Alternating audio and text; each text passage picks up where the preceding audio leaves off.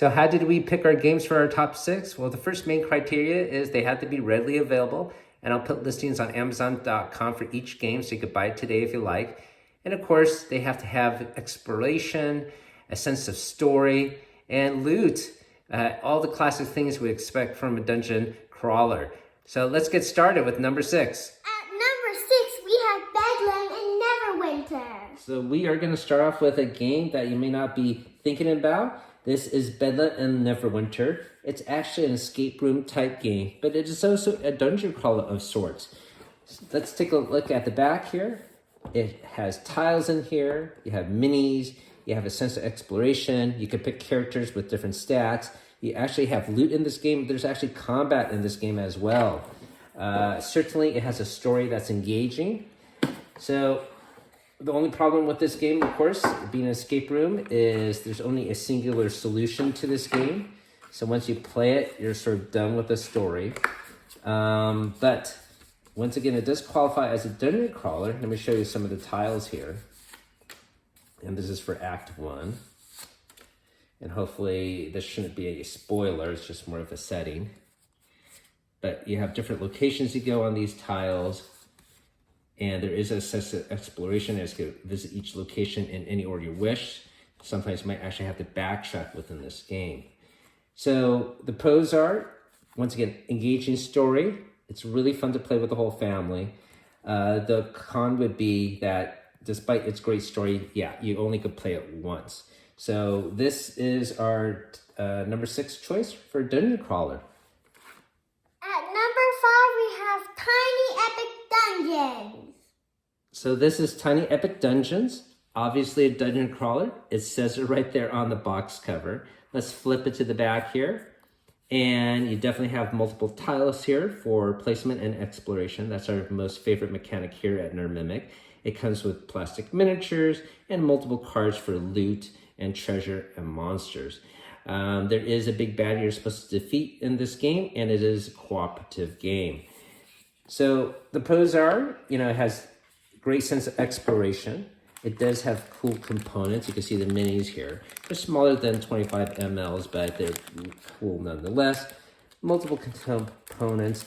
The other cool thing is it's really easy to get into as far as the combat. The negative would be there's no real story to speak of aside from defeating the big baddie, so it's not as engaging as it could be. And the worst thing about this game is there's a time pressure mechanic where you have this torch and it gets darker as you progress, and if it reaches to the end, you lose the game. And when you meet the big baddie, the torch sort of resets, but then goes down fast and burns out. So there is a sense of time pressure and may not be as relaxing of a game as you might want to enjoy. So that is Tiny Epic Dungeons. At number 4, we have Karak. Next up, we have Karat. This is a game you may not have seen before, but it is very cool. And once again, it's still in print. It is certainly a dungeon crawler. We'll flip to the back here, and you can see you have multiple tile placement. You have little standees that you use. You have different characters. You certainly collect loot for each monster you defeat, okay? And there is a big baddie. You're supposed to defeat this red dragon. Let me open up the box here. So it's certainly a lot of fun. And the sense of exploration is great. It's really easy to get into. And you can see it's rated for 7+. I find it fun for adults too. And I would say the negative thing about this is it is a competitive game. So you're not fighting the big baddie together. You're sort of trying to be the best hero. So here's examples of multiple dungeon tiles here. Also, aside from defeating the big baddie, there's no real story per se aside from that. So great fun though, and a lot of exploration, really easy to set up. So certainly something to think about, but once again, it is competitive, so be aware of that. And once again, there's no real story to speak of. So that is corrupt. At number 3, we have Dungeon Fantasy Board Game. Yes, so next up we have Dungeon Fantasy Board Game. This has been in print since 1975, 1 year after D&D was created. It certainly has staying power and certainly must have a reason why. If you don't have a copy in your house, you should certainly think about getting one. It might be more fun than you may remember. So the new edition here has stylistic art. It's really cool. On the back here, of course, we have a dungeon board instead of dungeon tiles. And each room, though, you pick a random card for the monster you have to fight. If you defeat him with the very simplistic combat, you get loot. And this is a loot grabber. And the negative thing about this game would be that it is competitive. So you're not going through this dungeon cooperatively. You're trying to grab as much loot as possible.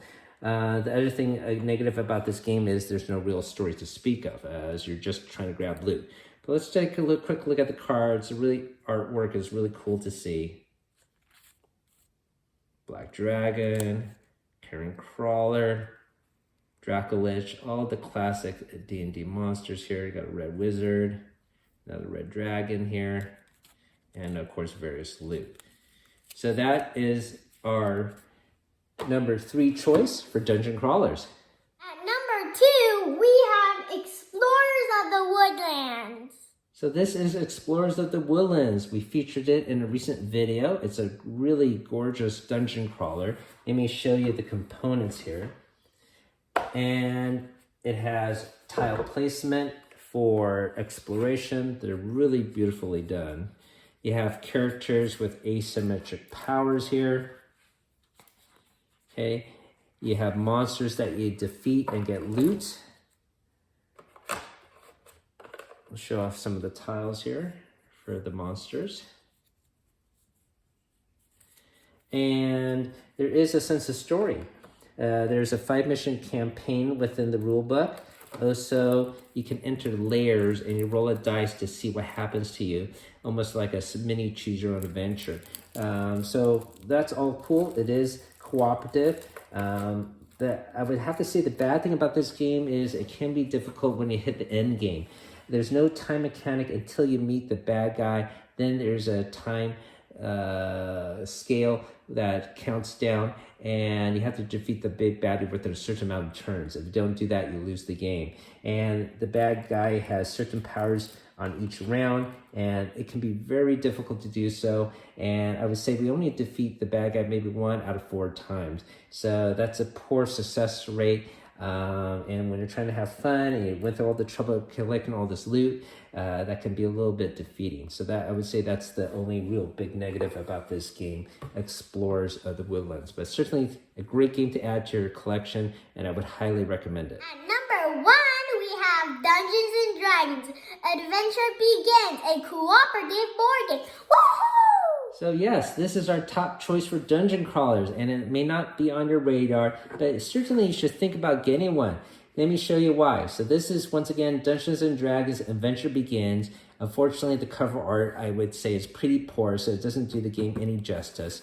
But if you flip it to the back here, it has large dungeon tiles, each one with a different terrain type. And each terrain type is associated with a different deck of cards, which have different encounters and different monsters that you fight. Your characters have asymmetric powers, and you could pick and customize which abilities you want. I'll show you that off in a second. And each character has an associated miniature and an associated 20-sided dice, and these are beautiful dice. So the components are really well done within the game. And here are the dungeon tiles. Once again, this would be like a lava terrain or fire terrain. Here would be a forest terrain. Here would be a deck of cards showing what happens in each area. Let's take a look at this one. This is called Oh Shiny. You flip it around. You read the flavor text. In your travels, you stumble into an unexpected tide pool. There's something weird about how the shine shines off the water. Come up with a plan together to investigate it. Then the DM rolls for the group's outcome, and you roll to see what happens. Here is an encounter with a were-rat.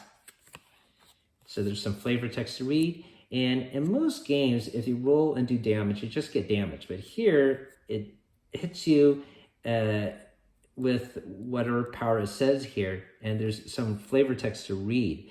And basically alternate between players to act as a mini DM. You're basically just reading the cards. You're not really doing dungeon mastering yourself. You're still playing the game, and this is a cooperative game. So this one is called Drippy. Here, you read the little flavor text for the story. Each player comes up with an attack plan, and so it really gives each player agency to come up with their own creative way to advance the story. And I think it's a great deal of fun, especially if you play with kids. They will really come up with some imaginative ideas, and that is one of the main reasons why we play Dungeons and Dragons, right? To use our power of imagination. Here is another example. We'll get into some of the character cards here. Let me show you here the yellow deck. So there on each face is a character with different powers, and you can flip it around and you could once again customize. Here's one of them. Here's another here. So you could take on these abilities. And then you have different portraits you could flip over, so that's cool. And of course, different powers you can use. So another way that they engage the players is you have your basic attack, your strong attack, and then you have a risky attack. And so here is a one called Trick Shot. And here you describe how you combine your weapons and items in your backpack to attack and then roll. So it really gives players incentive to come up with their own ideas, and it really lends to a great deal of fun. Let me show you here some of the item cards. Here are treasures. Okay, multiple treasures. But you also have backpacks, and each of these backpacks have different items. And once again, the story might prompt you to come up with an idea how to use these items creatively. So I think it's a great deal of fun.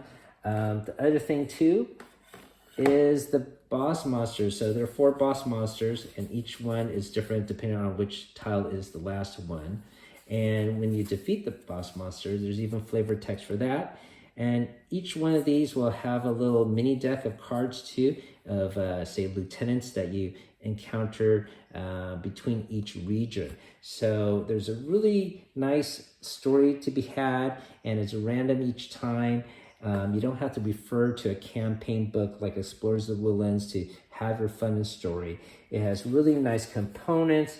You have exploration, you have loot, everything you would ever want in a dungeon crawler. Once again, the only thing I would have to say that's poor would be the artwork here, but otherwise this is a great deal of fun. So hopefully you will think about getting this. I'm going to show you some bloopers coming up next.